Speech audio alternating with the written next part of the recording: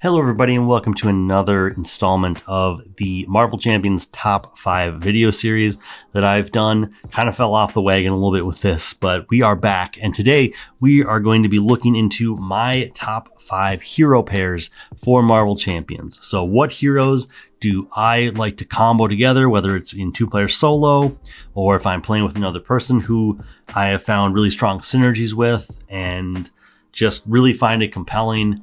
And let's just get into it because, there's not a lot more to talk about. Once again, this is obviously my opinion. All of these are, but hopefully we can find some interesting pairs here. And, at the end of this, put into the comments, what is a hero pair that you really enjoy and maybe why, or just, maybe the heroes will speak for themselves.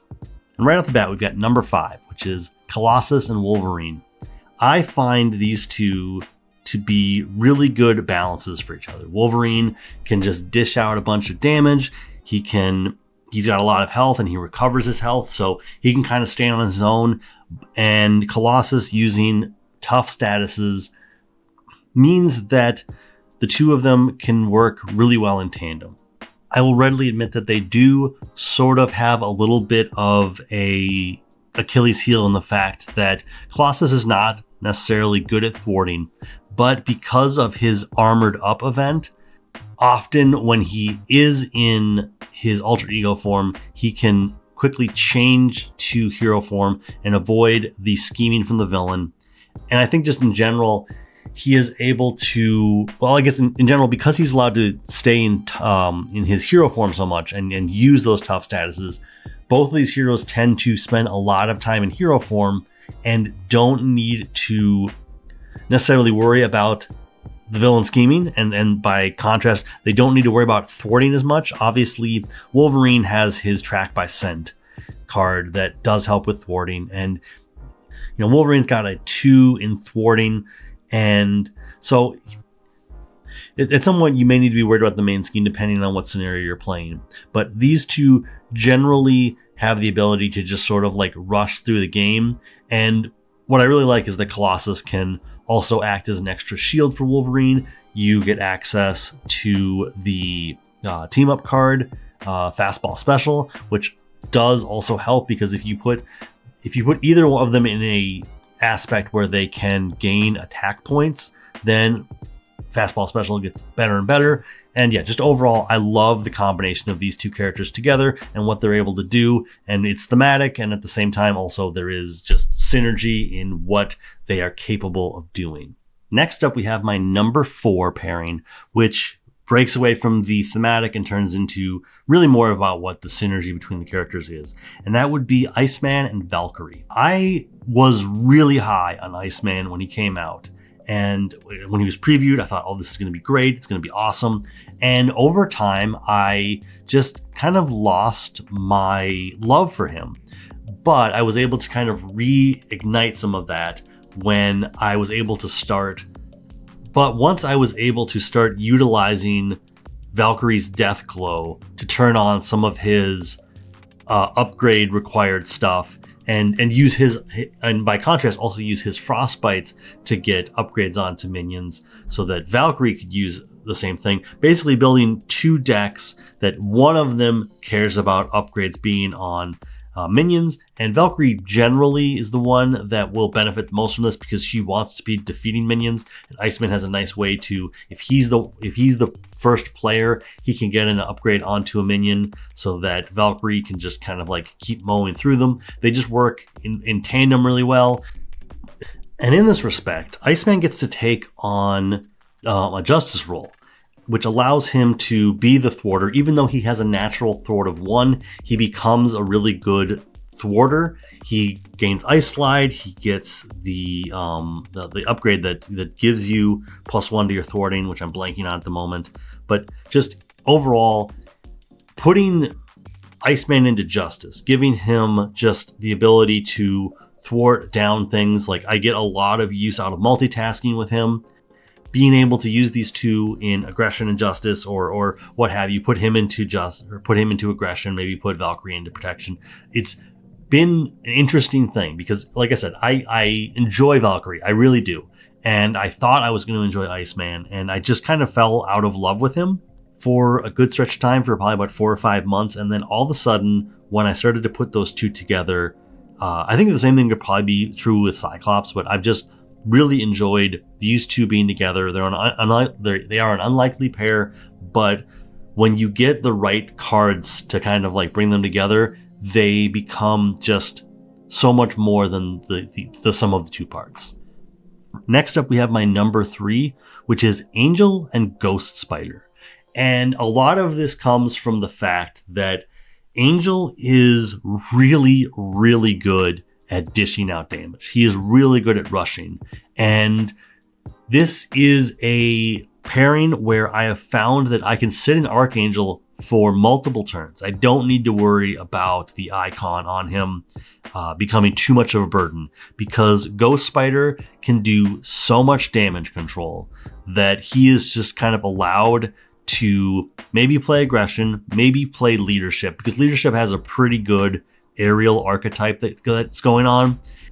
I mean, obviously, to some extent, especially in this context, Ghost Spider is very typecast into protection, but that allows Angel to explore the other aspects in whatever way he needs to. Like I said, probably aggression or probably leadership. For this pairing, Justice Angel is not something that I've really considered, but the times when I have either played these in two-handed solo, or the times when the two of them have been at the table at the same time, they work so well symbiotically that it's just a good time.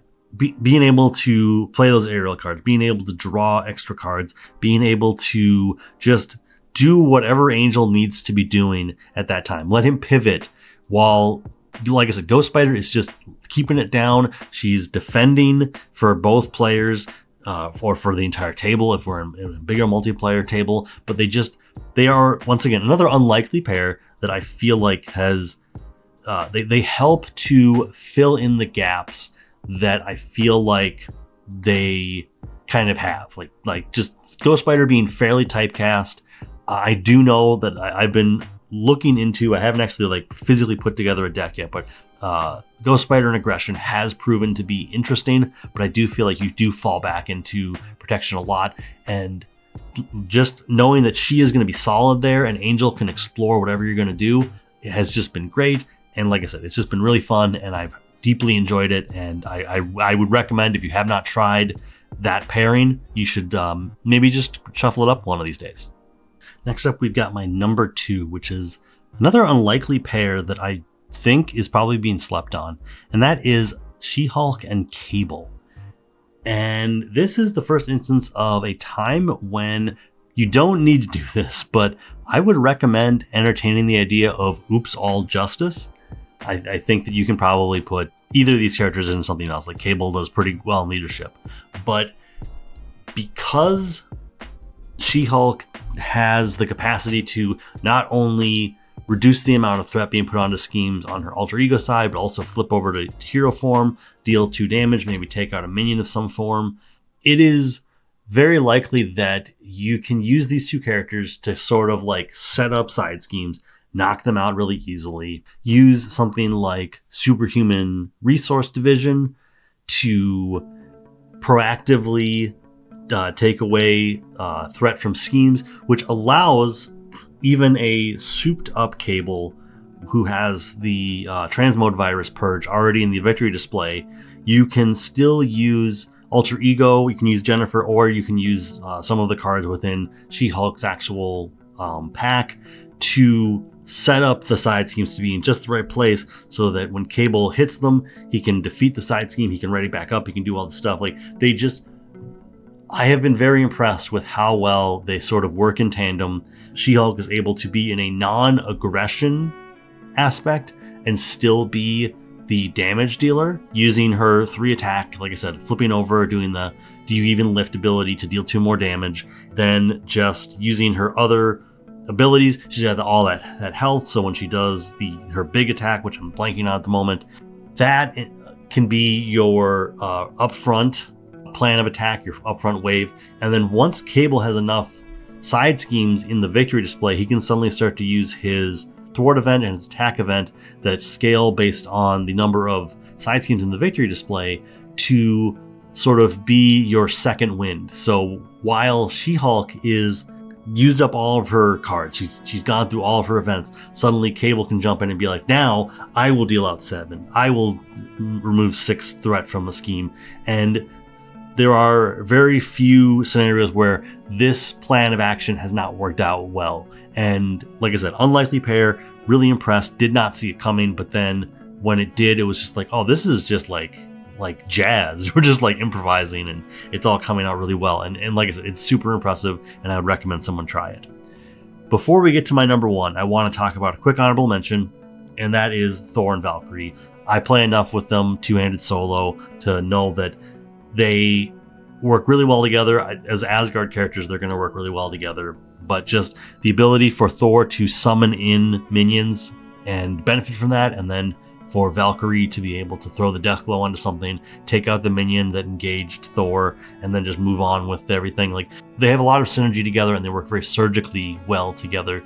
Obviously the big downfall is the fact that they don't thwart well, which is why they didn't make it into this. Like, obviously I had a few examples in this list that they don't thwart well as a team, but I think these two thwart very, very poorly. And so one of them has to be injustice or leadership, and that does restrict what they're able to do often, but still love them as a duo. And my number 1 is a new discovery, but it was such a fun discovery that I need to just rave about it, and that is Rogue and Magneto. Rogue being able to use the superpower adaptation to take on Magneto's events. So you wrap in metal, and Rogue can pull out the missile card or whatever, the metallic missile, and just basically use Magneto's abilities. And what that does is that means that some of the shortcomings, where it's like, this really good 2-card combo in Magneto is kind of his entire gimmick. Like, you have to dedicate yourself to that. In this case, you don't. It's almost like having 2 copies of Magneto on the field. And when those kind of combos are not on the table, when they're not something viable to do, Rogue is also able to just be her own character. And additionally, I think that the hero kits for both these characters are strong enough that it doesn't matter what aspect you're in. You can put them in whatever aspect you're comfortable with. When you're dealing with their identity-specific cards, they just overlap in such a way that Rogue really benefits from using Magneto's events. I would even say that outside of the synergy, something that's really fun is letting Rogue use metal shards. And I realize that I'm putting a lot of weight onto superpower adaptation, her ability to do that. If you can work through your deck well enough and use that event every time you draw it, there is so much to be taken from Magneto's discard pile to really take advantage of it. Not to mention the fact that you're putting the touch onto either Magneto or one of his cards. I suppose you had to put it into Magneto if you're going to be using his events. Gaining the magnetic trait, all this stuff. Like, it's hard to describe, but it is something that I would definitely recommend. And it is like my favorite at the moment. My favorite duo to put side by side is Magneto and Rogue, because I just, not only from a thematic sense are they great together, but just when you actually sit down and play them together, they play so well. And so, yes, I would recommend that. But if you've made it this far, please like, subscribe. Please tell me what your favorite duo is, and we will have another top 5 next week. And until then, thank you and have a great day.